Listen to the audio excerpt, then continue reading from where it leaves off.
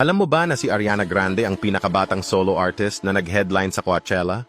Oo, talagang siya ang nagtakda ng bagong record. Sa edad na 25, nagbigay siya ng isang napaka-epic na performance sa Coachella noong 2019. Ang kanyang set ay puno ng mga hit songs tulad ng Thank You Next, Seven Rings, at No Tears Left to Cry. Isang malaking achievement ito hindi lang para kay Ariana kundi para sa mga kababaihan sa industriya ng musika.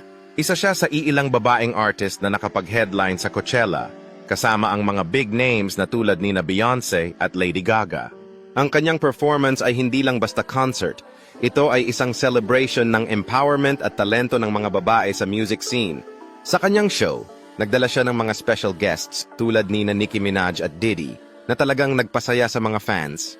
Ang stage production ay sobrang ganda, puno ng mga makukulay na ilaw at nakaka-inspire na visuals. Talagang pinatunayan ni Ariana na kaya niyang dalhin ang buong festival sa kanyang mga balikat.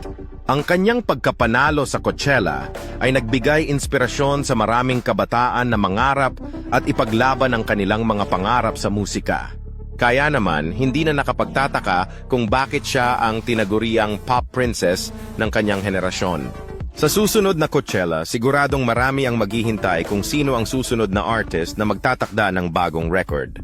Pero sa ngayon, si Ariana Grande ang nagbigay ng isang makasaysayang performance na hindi malilimutan.